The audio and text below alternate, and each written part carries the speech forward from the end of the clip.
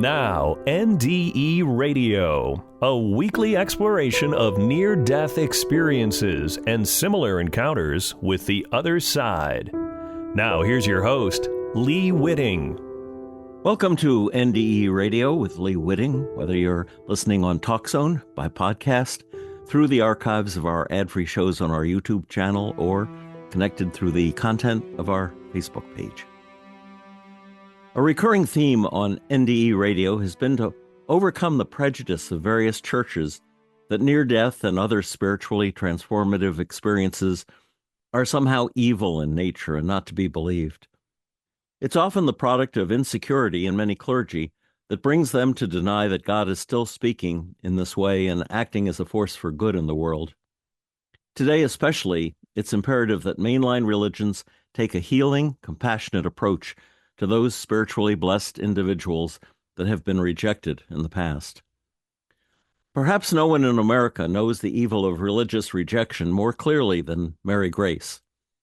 For 40 years, Mary was a member of a Catholic church in her town near Rochester, New York, but then she experienced communications from her deceased mother and an NDE that healed her from devastating physical and mental problems.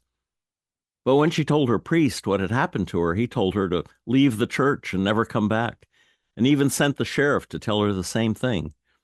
The rejection sounds more like Orthodox Church in Russia than worship in America, but the happy outcome is her 5-star book, Talking to God and Grandma, Mystics, Mediums, and the Communion of Saints. Mary Grace writes, "As long as there are people dying, there will be people left behind who long to maintain a connection with a loved one who has passed. For grieving Roman Catholics, however, it is more difficult. Although we can talk with the saints in heaven, we are not supposed to speak with Grandma in heaven, because the Church prohibits the practice of spirit communication. By integrating the science of parapsychology with Christian theology, mysticism, and modern-day spiritualism, the fear and stigma attached to contacting our dearly departed will no longer be taboo." Here is our interview with Mary Grace. Now, Mary, outline for our audience what happened to you to put you at odds with your Catholic priest. Well, as you stated in your opening, it was in 2000, after my mom died, she came to visit me in what was known as a visitation or dream visit. And this really started me on the spiritual path in wanting to learn more and be able to communicate with my mother, learn more about spirit communication. And as I started reading many books, it began to open me up.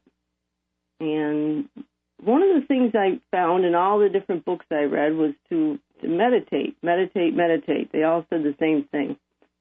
So I started taking up meditation. And soon I found out I could learn to communicate with my mother in spirit. In fact, I didn't think it was that hard. Just simple guided meditation techniques, visualization, get yourself in the alpha state, and voila, I was able to contact my mother. Only this time I wasn't sleeping. I was in a conscious state, alpha meditative state. But all the books I read, they never warned me of this one thing. I opened a door I didn't know how to close, and soon spirits other than my mother were contacting me and wanting me to pass on messages to people. Some I knew, some I barely knew. Well, this kind of threw me off, and I thought I was going crazy because I hear voices in my head now. Although being in the mental health field, I'm a retired mental health professional. I knew I wasn't schizophrenic, and I knew it was basically spirit communication, but I didn't know how to control it.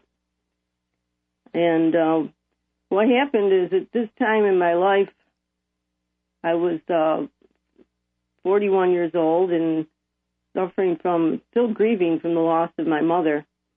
And at that time, since the age of 14, I was an alcohol and a drug addict. So I was spinning downward into a spiral of depression and illness. I was also diagnosed with 2 incurable illnesses at age of 23, I developed a seizure disorder known as epilepsy. Effects of that left to be 8 to 10 seizures a day.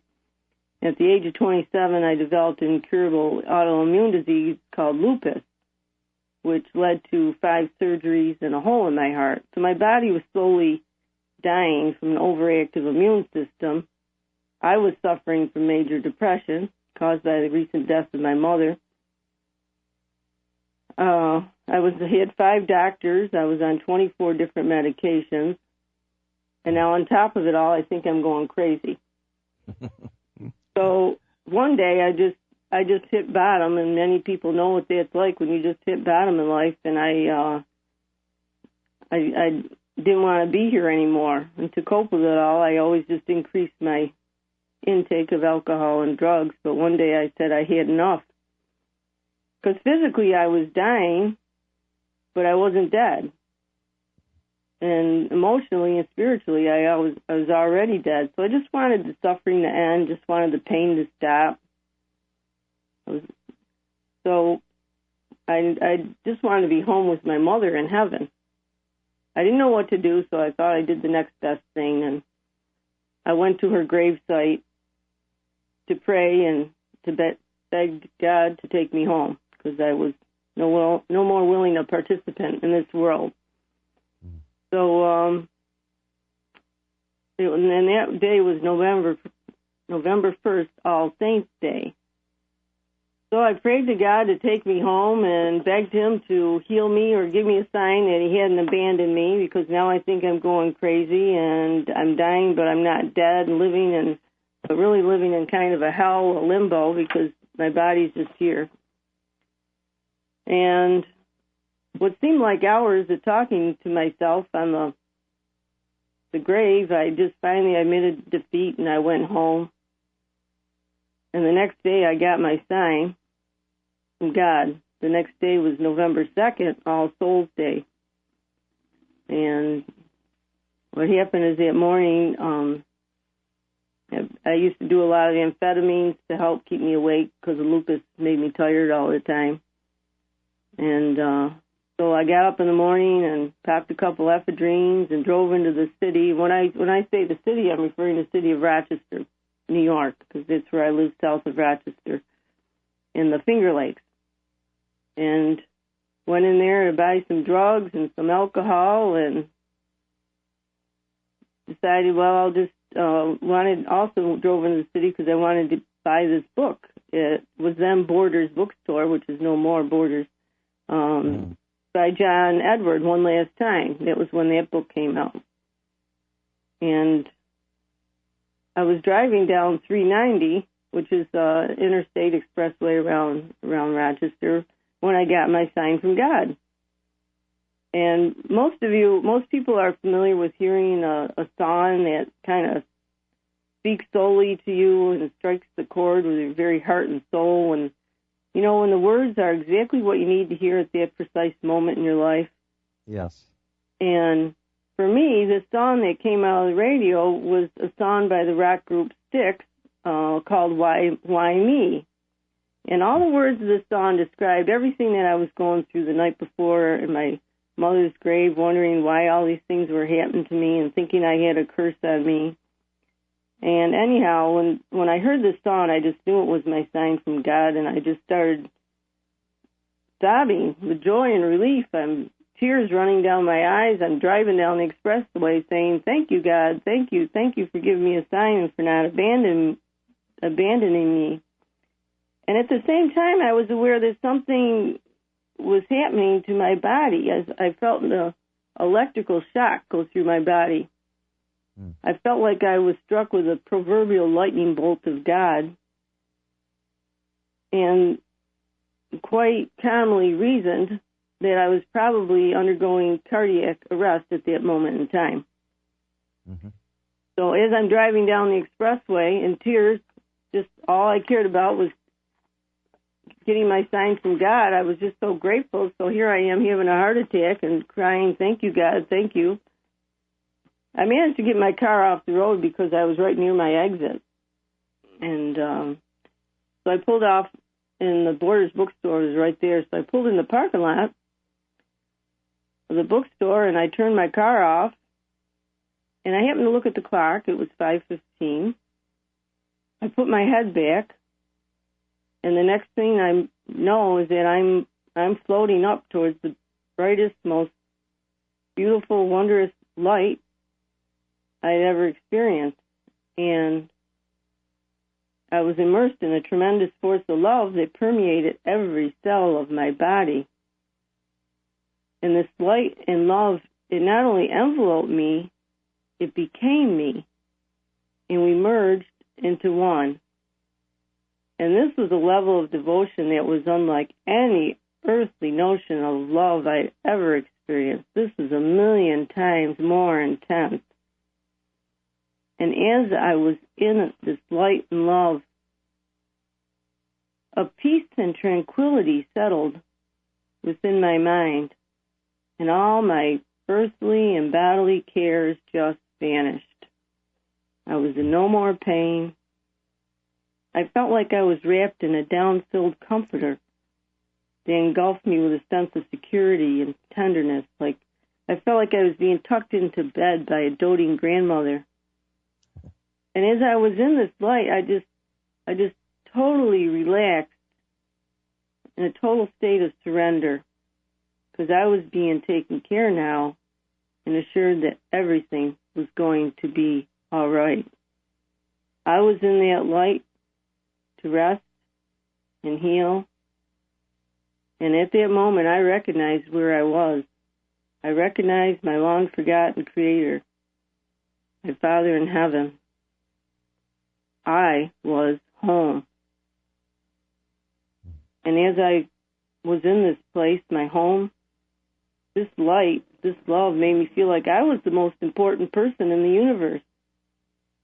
And nothing I could ever say or do would change that. And this light just reminded me that I was his child and loved no matter what.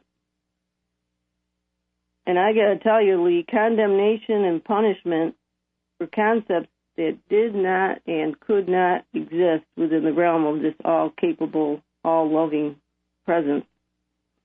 I was not there to be judged, but to be comforted and healed and reminded. And one of my missions is to remind everybody else that no matter what happens in your life, everything is going to be all right. Then what happened, I had kind of a type of a life review. I'm not going to go into all that. We don't have a lot of time, but when I was back after the life review, I was back into the light, and God said to me, without any spoken words, he said, I did all of you asked for me. I gave you proof that you're not going crazy.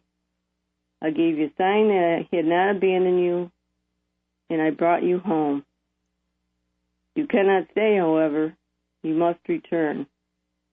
Your work is not yet finished. And I was totally okay with that decision. I understood and very much at peace with that and knew it was the right thing to do.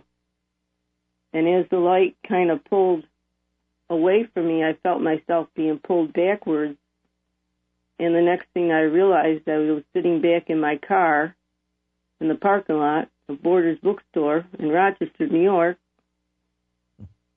and looked at the clock and noticed it was 6 o'clock. 45 minutes had passed, and I felt high. I felt like a euphoria, like better than any drugs I'd ever taken. And ironically, I said to myself, I was sitting in the car trying to process all that happened to me, and ironically, I stated aloud, "What the hell just happened?"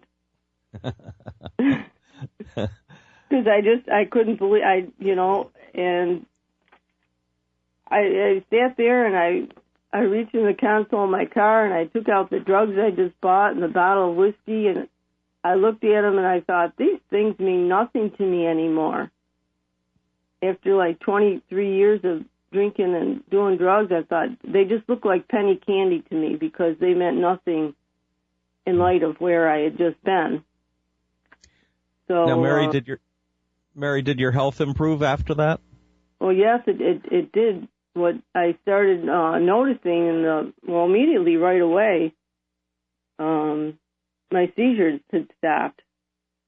And I just decided, I vowed then, I said I needed to change my life. I was no longer wanted to be on the path of self-destruction. And I made a promise to God that I would quit drinking and doing this life anymore. So I immediately quit drinking. And in the coming months, my energy started going through the roof. I started taking long walks with my dogs to the lake, and just started getting better and better.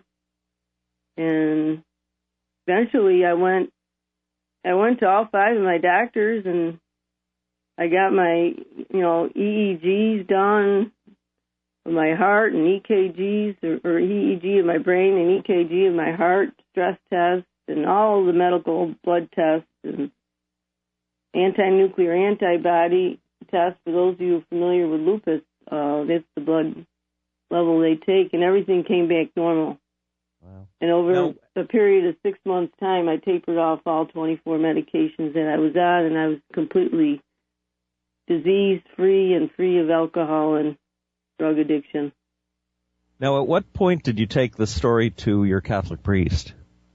Well, what happens is many people who read the stories or heard of them is your life after a near-death experience is forever changed. And that's what was hard, was integrating back into this world. Because I tell you, at that point when I was in my car, when I was in my car, the Borders bookstore, and I stepped out, I stepped into a whole new world when I was in that parking lot.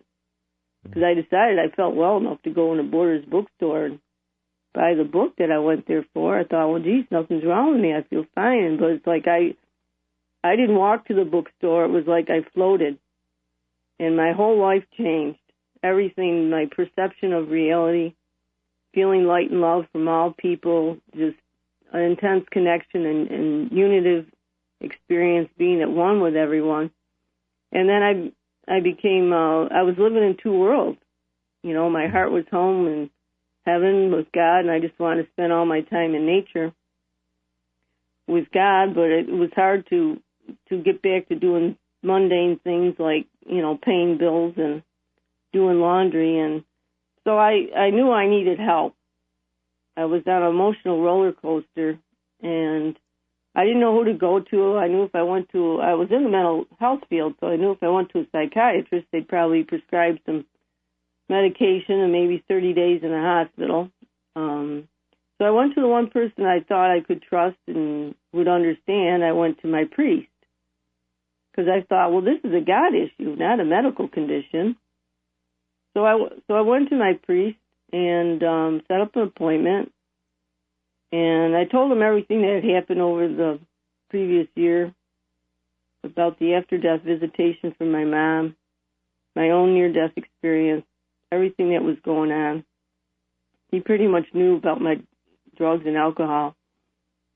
He sat there very patiently and listened to my story, and then quite calmly reasoned that, well, all these experiences were probably brought on by they were hallucinations brought on by the drugs I was taking, although I wasn't taking any hallucinogenic drugs. And then he said, I think you need to find another church.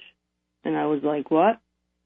And he explained to me that what I was doing, communicating with loved ones on the other side, was practicing spiritualism, and it was against the teachings of the church, and it was dabbling with the devil and the occult, and it would be best if I found another church. Well, I was devastated.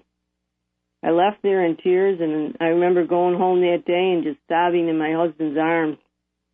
I live in a small town, one small Catholic church, we're all related.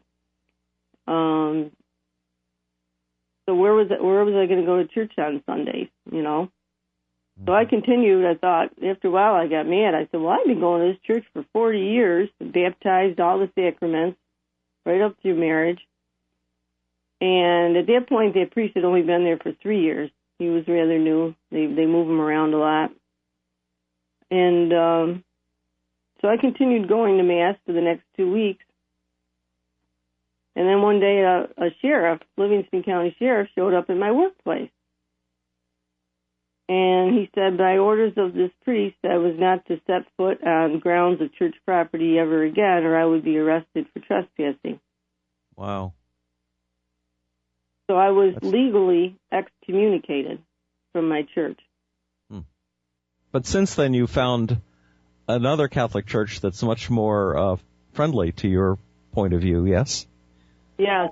I guess I could say I was angry for a while at the Roman Catholic Church. I no longer consider myself Roman Catholic because some people say, why didn't you just go to another Catholic church? Well, that priest in that church, to me, represented all of the Vatican, because I understood he was just doing his job.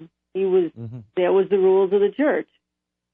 So I thought, well, if I can't be a part of a church where it's against the rules to talk to my mom, it didn't make sense. I said I had this burning question: if we can talk to Mom and this, God and the saints in heaven, why can't we talk to Grandma or Mom or our brother Joe? It didn't make sense to me.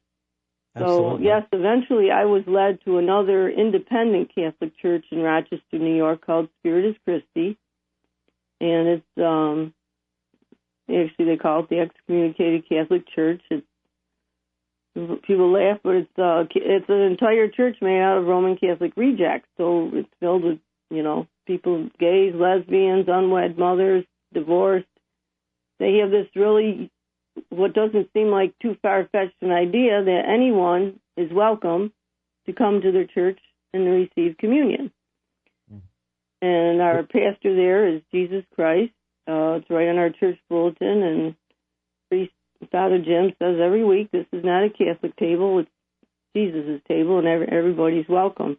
So I did find a new home at Spiritus Christi Church in Rochester. I never thought I'd drive 45 miles every week to go to church, but I do. And it's my home. It's my home away from home, and it just makes more sense to me. Now, Mary, out of all this experience, you have written a wonderful book.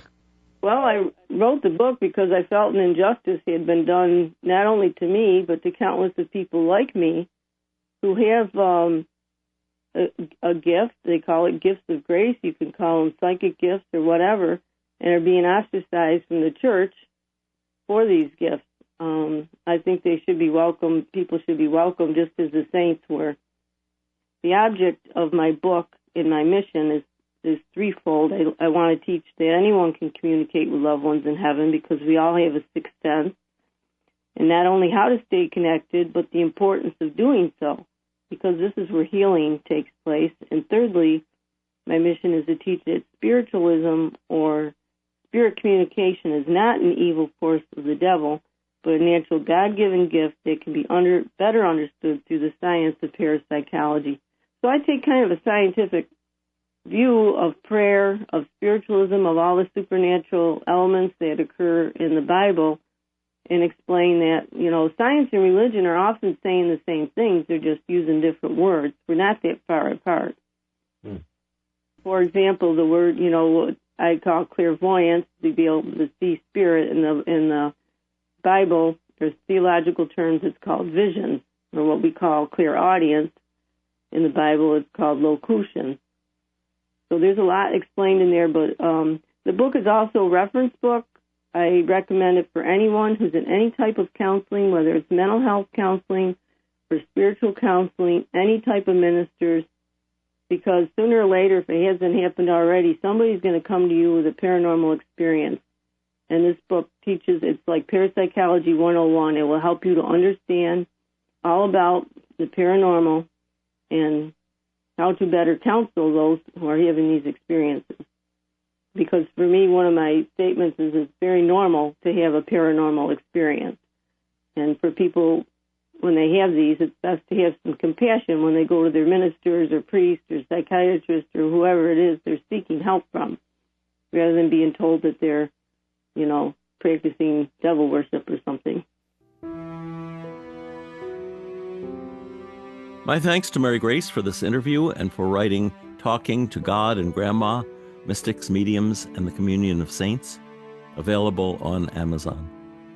And thanks to you for listening. If you'd like to hear this show again or any of our more than 500 archived ad-free NDE interviews, go to TalkZone's NDE radio site and hit the Past Shows button, or go to our YouTube channel, NDE Radio with Lee Witting, where you can subscribe to and comment on the complete NDE radio library.